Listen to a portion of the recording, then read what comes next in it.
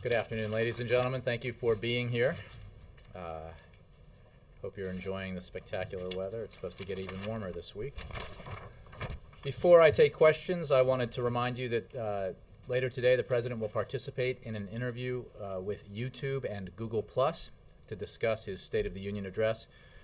The interview will be held through a Google Plus Hangout, making it the first completely virtual interview from the White House. The President will answer questions submitted by and voted on by citizens from across the country. Through the White House YouTube channel, nearly 228,000 people submitted more than 133,000 questions and cast over 1.6 million votes leading up to this interview with the President. President Obama will answer a selection of the top voted questions submitted through YouTube and engage with Americans in locations across the country virtually in the Google Plus Hangout.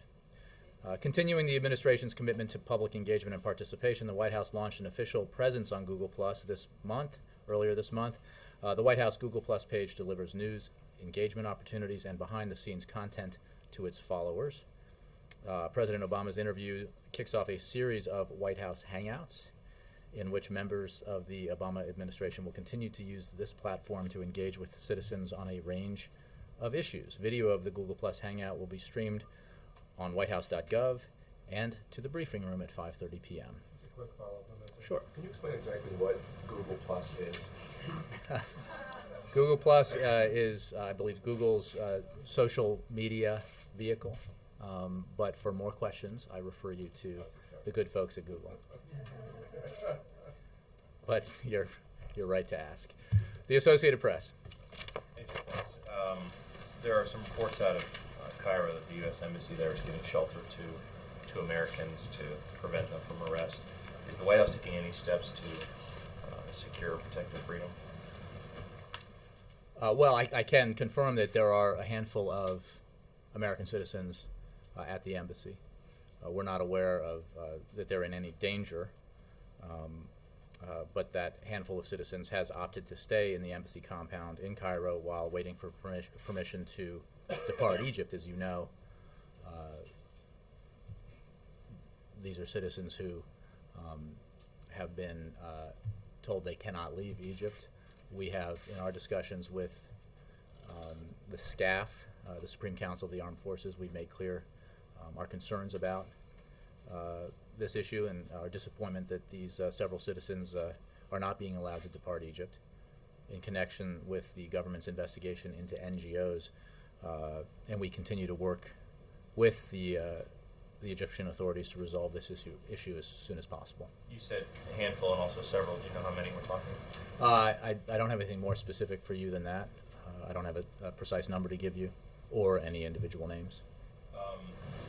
To my question, you said they're not in danger, but they are in danger of arrest, are they not? Well, what the issue is, as I understand it, is that the Egyptian authorities have said they cannot leave the country. I don't know that there is an issue of arrest, although I would refer you to the State Department for that. Is the president more broadly growing frustrated at the pace of change in Egypt, particularly in the military council's hold on power there? Well, I think it is important to step back and note that Egypt has achieved several historic milestones in its transition to democracy in recent days, including the first seating of democratically elected representatives of the People's Assembly since the revolution, the transfer of legislative authority to those representatives by the Supreme Council of the Armed Forces, and the SCAF's announcement that it was taking steps to lift the state of emergency that has existed in Egypt for several decades. There was also the peaceful commemoration of the revolution that made these steps possible. So we congratulate the Egyptians on these important steps toward fulfilling the promise of Egypt's revolution, which, as we all remember, inspired the world. There are challenges that remain, but it's important to remember that Egypt has come a very long way. As regards the issue that you started this round of questions with, we are concerned about it, and we are in discussions with Egyptian authorities about it. One other topic on a domestic matter, I know sometimes you comment about the happenings on the Republican campaign trail, sometimes not. There's one comment over the weekend I was wondering if you had a reaction to the chairman of the RNC comparing President Obama to the Italian ship captain who abandoned his passengers in that tragedy. Well, because that was obviously, well, let me just say that if you are so desperate for attention that you make an analogy that Michael Steele deems inappropriate, you know you've probably gone too far. Yes. Russia's foreign ministry says Syrian President Assad's government has expressed a willingness to participate in Moscow-mediated talks to resolve Syria's crisis. What's the U.S. position on these talks? Would they have any and would there be any concern that this would just further delay the process of Assad's exit? Well, we don't have details at this point on that meeting, but in general we support efforts to reach a political solution that stops the violence in Syria. We are intensely discussing with the Russians the real deterioration on the ground in Syria and the very disturbing rise in violence there. We're discussing with the Russians and other partners how best to use all the levers at the command of the international community and the United Nations to press the Syrian government to stop its appalling and ultimately ineffective and harmful repression. So, you know, we're working with all our partners, and we believe that the Security Council, that it's important that the Security Council take action.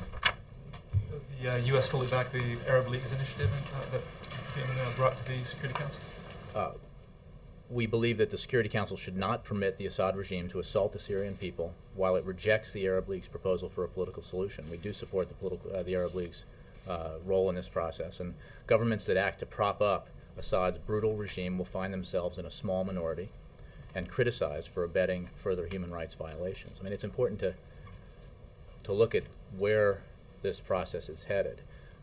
Assad's fall is inevitable, and so as governments make decisions about where they stand on this issue and what further steps need to be taken with regards to the brutality of the Assad regime, it's important to calculate into your considerations the fact that he will go.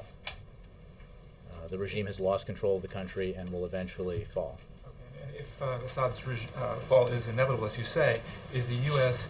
involved in or aware of any international efforts to arrange his going into exile? Well, no, I don't have any information on that, and none that I'm aware of.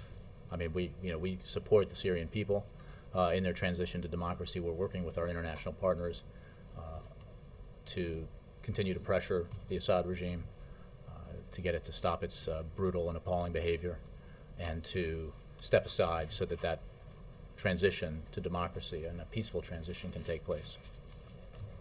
Let me move around a little bit. Cheryl. The president this weekend in his weekly address talked about the nominations process and said that a senator was going to hold all nominations unless he fired Richard Cordray. Mm-hmm. Is this just a complete breakdown of the system, and does that mean more recess appointments? Well, let's examine the first part of your question. It is an example of how the system has broken down, that out of pique, a single senator can hold up all nominations is highly unfortunate, and that's why the president mentioned it in his weekly address. It is not how the system should work. Moreover, to hold up the process and claim that no nominations will be cleared until the president removes the consumer watchdog that is so vital to the implementation of the Wall Street reforms that were put into place to prevent the kind of disastrous financial crisis that caused the greatest recession since the Great Depression, is shocking in and of itself. It's certainly not a position that would be broadly supported by the American people. May not even be a position broadly supported by the constituents of the senator in question. It's just the wrong approach, and it's not something that is conducive to getting the work that the American people want done here in Washington. Bill? There's a report today that Freddie Mac has securitized large sections of its mortgage holdings to earn interest at the expense of homeowners who could refinance, because if they did so, Freddie Mac would lose money on their investment portfolio. Does this constitute a conflict of interest? Well, we saw those reports, and they certainly raised some concerns. As you know, this is an independent institution with independent governance, so we don't make those kinds of decisions. But I believe Treasury is looking into it. It would seem that it flies in the face of the president's request to make homeowner refinancing more easy and more affordable. Well, I'm not an expert on this, but I don't know that it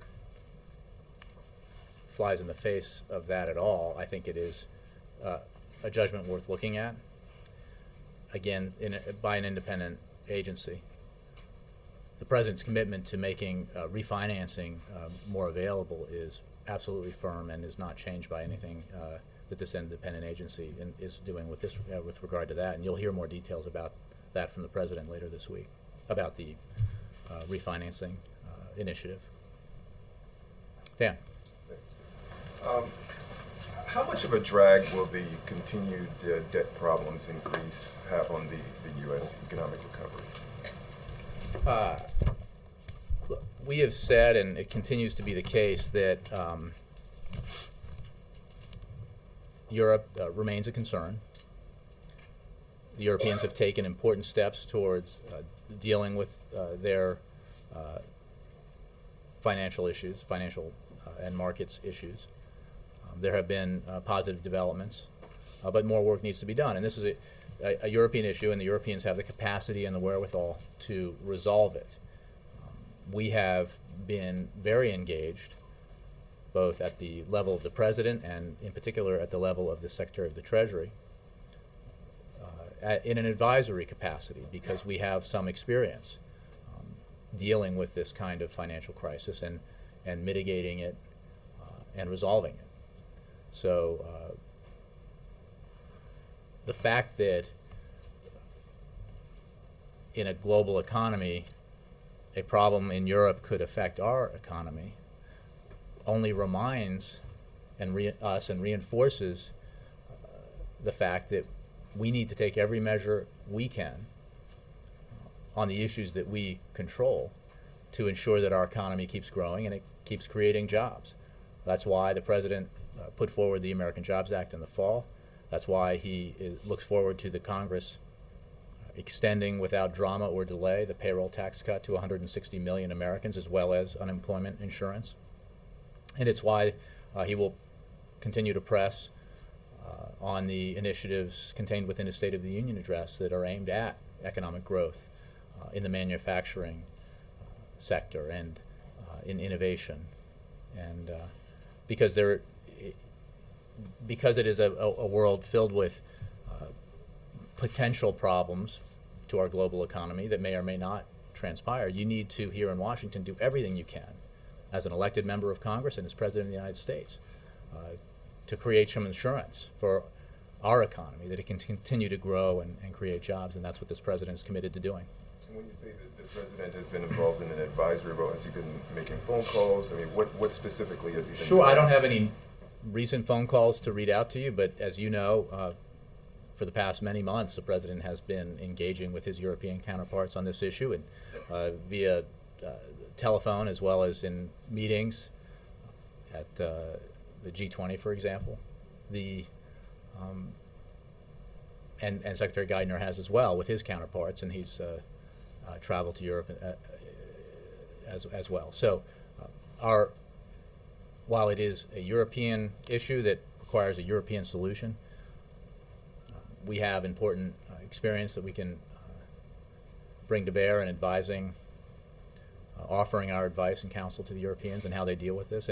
And we urge the Europeans to continue to take the important measures necessary to stabilize the situation, to build the firewall necessary to ensure that this is resolved.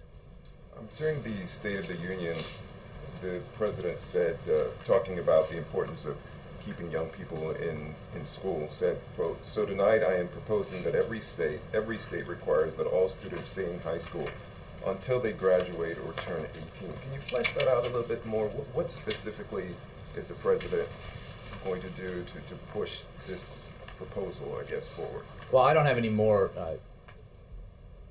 details for you on the proposal. The principle itself, I think the president believes is very important, that in today's economy, it is vitally important that states take action to ensure that Americans stay in school, that they get the education they need, at the minimum education they need to be competitive in the workplace. So the president's commitment to education as a cornerstone to our economic growth, I think has been clear now for 3 years, and his approach has been to reform in a way that has enjoyed bipartisan support. It's an area where there has been a significant amount of bipartisan support, and he looks forward to continuing to work with members of Congress and other stakeholders around the country to push education reform forward, because it really is about our economic future. We need to make sure that we have the most skilled workforce, the most educated workforce, because that's our competitive advantage with other countries around the world. Jay. A couple questions here. First of all, are we going to get any details, is the public going to get any details about the so-called Buffett rule before the budget, or is it going to be in the budget? I wouldn't anticipate more details from us prior to the budget. The Buffett rule, as you know, as the president described it in the State of the Union, and certainly as Mr. Buffett has described it, is a principle that will guide the president's approach to tax reform. And that principle is simply that it's not, in an environment like the one we live in, where we have important investments that we need to pay for, whether it's national security or investments in education, innovation, everyone needs to pay their fair share. And it's not fair to have a tax code that, because of loopholes and other things within it, where you have a millionaire and a billionaire paying a lower effective tax rate than some sizable number of middle-class Americans. So are we going to get details? I think you will get more details, but not prior to the budget. I don't anticipate that. Scored by the CBO? Yeah, I don't have any more details on that for you.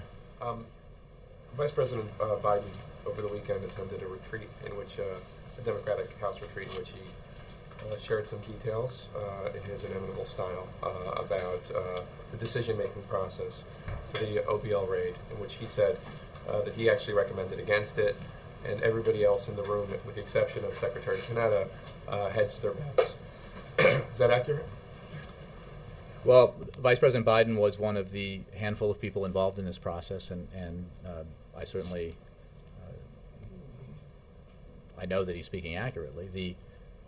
I think the broader point, as the president has made here, is that this was not a sure thing, but the president had so much faith in our special forces and their capacity to fulfill this mission that he made the call to go forward. I think Secretary Gates has spoken about this as well, and that's why it's a presidential level decision, because in the end, as with a lot of decisions, your advisors come together and have compelling arguments on either side, and you have to make the call, and that's what the president did in this case. Thank you. Roger, and then Wendell. Thank you. Just along the lines of budget, Mr. Furman last week in a conference call mentioned corporate tax reform. Mm-hmm. Will that be part of the budget too? I think you will see more details about corporate tax reform around the period of the release of the budget, yes. When you say around the period, meaning budget day, February 13? I think I mean around that date. I don't want to pin it to a specific date. Okay, another subject. 3 Republicans in the Senate are introducing legislation to give Congress the authority to approve Keystone. Will the White House, will the administration weigh in opposition to that? I don't have an opinion on a possible piece of legislation that may or may not come to pass. I think we need to remember it's important for you to remember and everyone to remember in looking at this issue how we got here. A process was in place consistent with precedent where the State Department was reviewing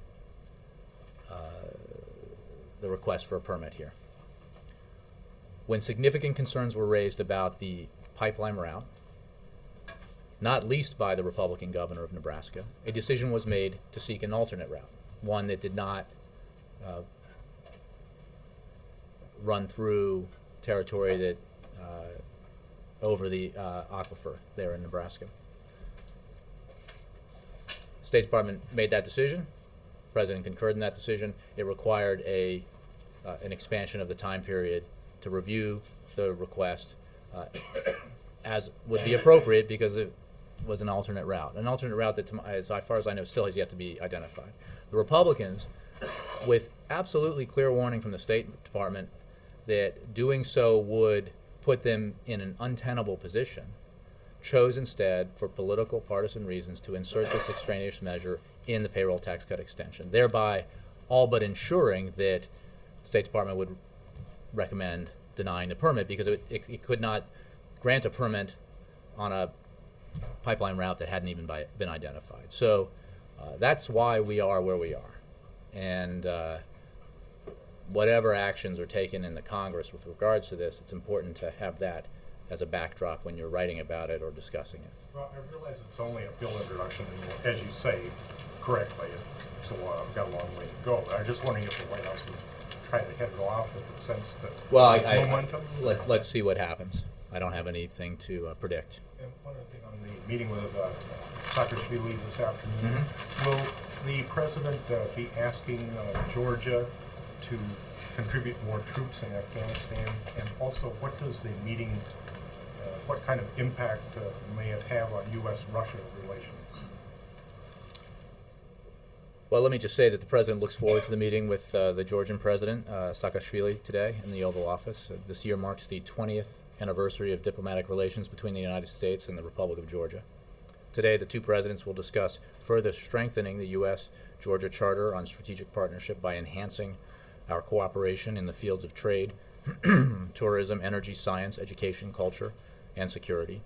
President Obama will underscore the importance of our defense cooperation with Georgia, including Georgia's substantial contributions to international security operations in Afghanistan. The President will reconfirm U.S. support for the integrity of Georgia's territory within its internationally recognized borders.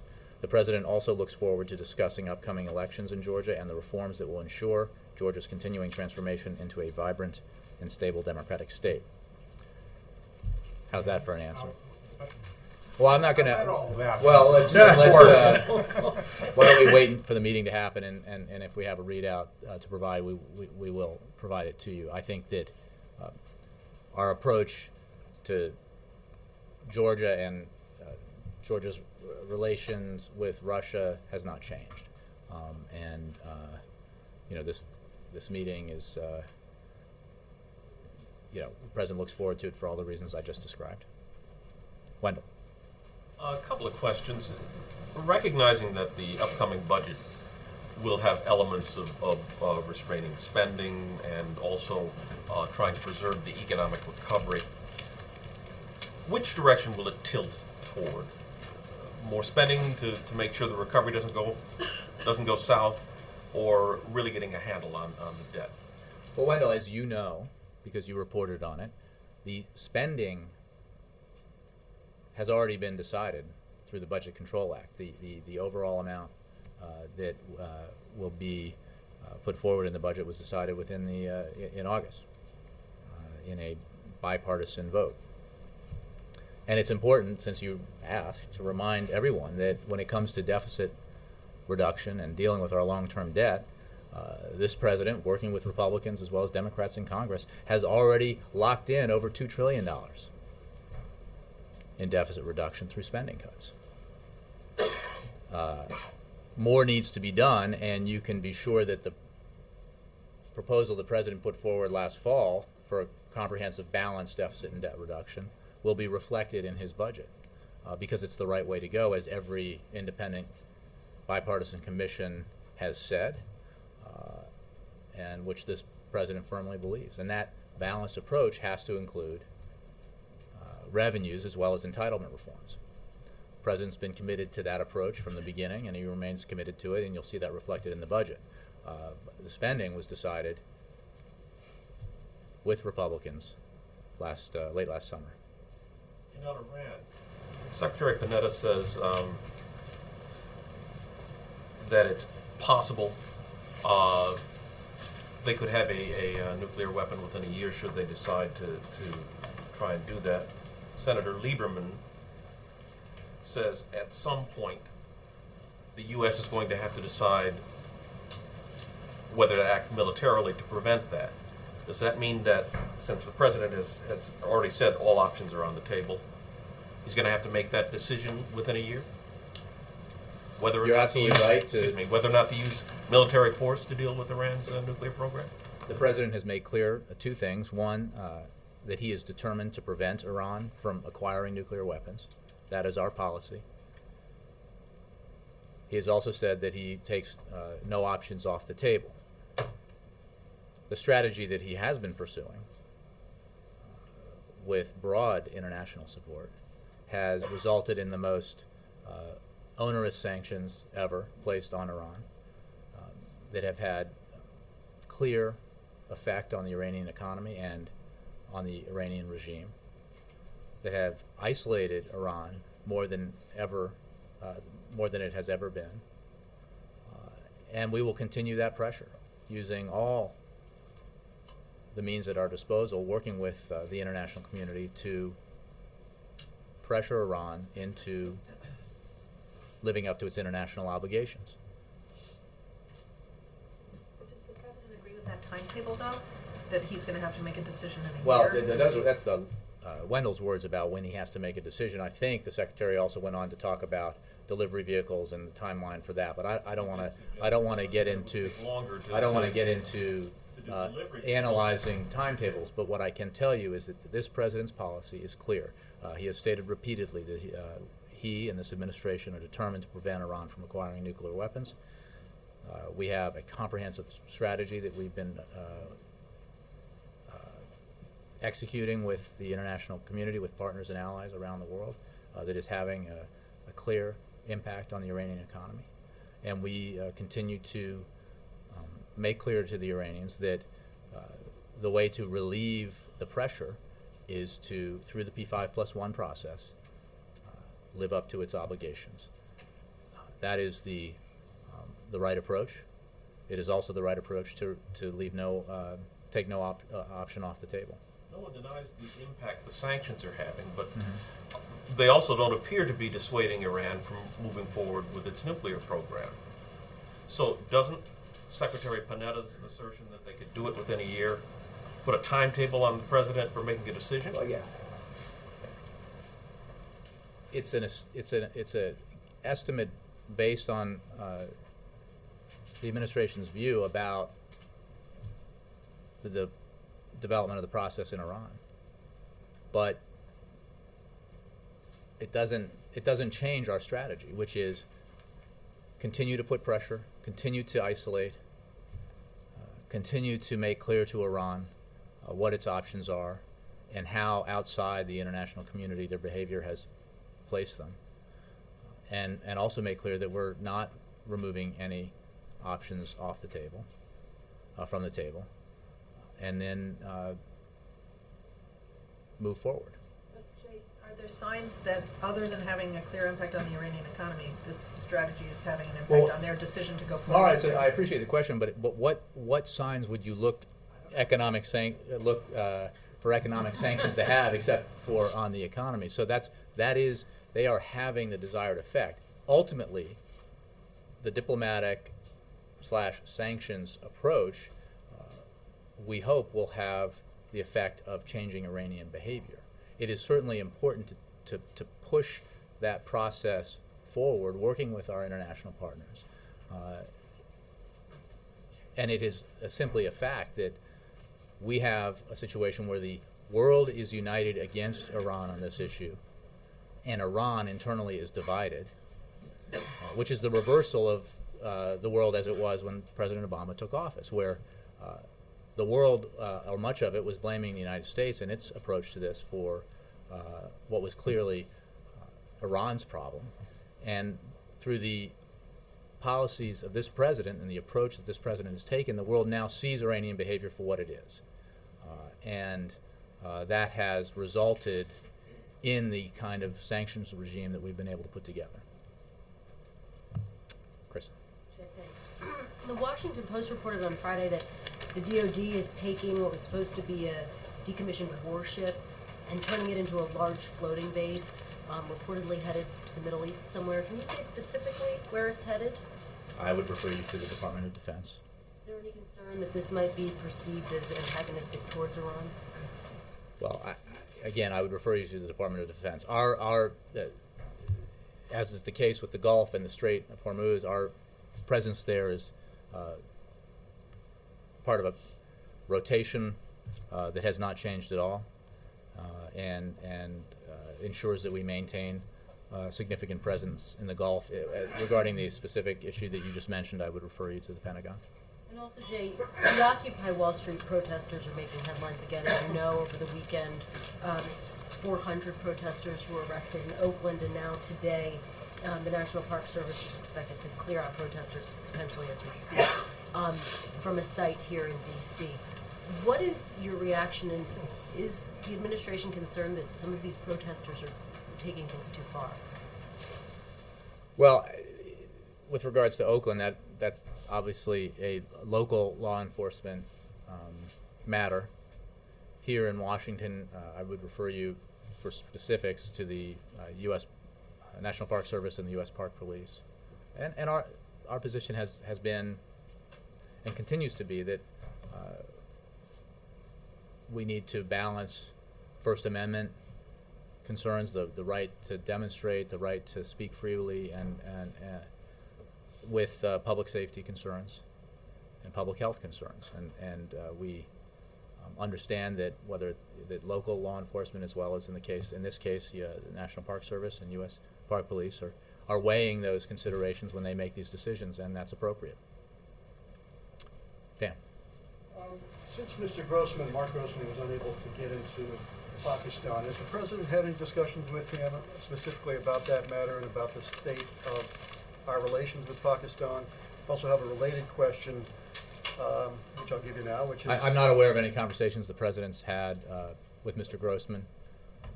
Broadly, I could give you our view of U.S.-Pakistani relations and the fact that that relationship has been and continues to be complicated, but is very important to our national security interests, to our fight against al-Qaeda, and to the stability of the region. So that's our broad view. I don't have anything specific on the President and Ambassador Grossman. It's been some time since we got any kind of announcements about the AFPAC meetings. Why has that fallen off? And can you talk about how many meetings he's had since the last time we heard about this? Well, I don't have. I'll have to take the question. It's obviously a high priority, a national security priority for the President. We're very transparent about the implementation process of the President's strategy, and will continue to be. We are in now a phase of drawing down the surge forces as we begin the transition to Afghan security lead that will reach a culmination in 2014. In terms of meetings of the AFPAC group, I'll have to take the question. It's certainly an issue that is discussed frequently in the President's national security time with his National Security Council advisors. Michael. Coming back to Syria for a moment, the Turks tried a few months ago to have talks with Assad and try to come to a settlement. And at that time, the President waited for a few days, but then told Prime Minister Erdogan, this is not working, we have to move on. And so I wonder why, in light of that precedent, you even said that you sounded somewhat open to the Russian effort. Why would the We Russians support efforts to bring about a solution that results in the Assad regime leaving, to the peaceful transition to democracy that the Syrian people demand and deserve. And we welcome efforts toward those ends by the Arab League, by the Russians, by the Turkish government. I mean, this is because that we share the goal here. That's not going to stop you from pushing for a resolution. That's tomorrow. correct. That's correct. It will not stop us. And And you're sending Hillary Clinton up to New York. we are. She's going up to the United Nations Security Council. I believe she's put out a statement just within the last hour or so on this issue, and making our position very clear. The Security Council should not permit the Assad regime to assault the Syrian people while it rejects the Arab League's proposal for a political solution. As I said before, governments that act to prop up Assad's brutal regime will find themselves in a small minority and criticized for abetting further human rights violations, because Assad's fall is inevitable. And as countries make this determination about where the approach they want to take to this issue, they should understand that the genie's out of the bottle. Assad's regime will fall. It will not. The status quo ante will not pertain again, and everybody needs to work towards a peaceful transition in Syria. The last time around, the administration was willing to give the Turks a little bit of time to see whether they could make something happen. It sounds like this time you're saying to the Russians, okay, that's fine, we support you, but we're going to go full steam ahead at the UN. Well, I don't think it's an either or. I think it's a both and obviously these processes don't all happen when you just snap your fingers. This is part of a working with the international community, working with our partners and allies. But as we saw just over the weekend, the level of carnage in Syria seems to be increasing. The appalling brutality is not abating at all. And it's important that the international community come together to make clear to the regime that this is unacceptable and it has to stop. Jay, many people have heard the rumors about the First Lady's purchases in New York. I know it's British tabloids, but can you help us squash this rumor in light of other... Neil, I'm shocked that you're the one to ask this question, but let me just answer and say that at least when I was a reporter, usually the standard for British tabloid reporting was the assumption that it was false. In this case, it's utterly false, and it's irresponsible of an American news organization to repeat the story, even allowing that it could be true. So it's wrong. Can you Neil? provide some evidence that it's wrong? Because I'm sorry, can you provide evidence? Well, I'm not going to go there, Neil. It's false. Yes. Mark. Jay, can you tell us the president's thinking in deciding to go to the Alfalfa Club dinner on Saturday night? Well, the president has attended this particular dinner before. It is certainly a tradition here in our great nation's capital for sitting presidents to attend these functions on occasion. I think they would all wish that it were annual. In this case, in this president's case, it has not been with either this dinner or the gridiron. He enjoyed himself. He hopes that his speech entertained. I certainly thought it was funny. We didn't get to see all of the speech. You put out excerpts. You didn't put out a transcript. Why is that? Well, I believe the Alfalfa Club has a long tradition of. I think we're pushing the envelope here in terms of our its traditions and our release of excerpts. Carol, you're awfully quiet over there. Do you have anything? Well, on the Google thing tonight, are you guys monitoring those questions, or is Google doing that? I believe it's Google Plus. That. The White House isn't doing any screening. Well, we don't. Yeah, no, we're not picking the questions. Would that we could. Connie. Thank you. The president never said anything about this long, expensive series of primaries and debates. Does he believe, especially in this time of economic hardship, that these are really a good thing for the country? The president believes that the primary process is the way that we in this country choose our nominees for the major political parties. He obviously participated in a very long process 4 years ago, and he looks forward to the time when there is a nominee from the other party and for that debate to be joined. But I mean, the process has a long tradition behind it. Chris. Yeah, thanks, Shay. There was a report a week ago that the Labor Department and other agencies had already given their thumbs up to an executive order that would expand the existing executive order barring discrimination in federal contracting based on sexual orientation and gender identity, and that the issue is at the White House for review. Can you confirm that report, and do you know if and when the White House is going to approve that order? I can't confirm it. I will take the question and look into it. Thanks very much. Thanks, Jay.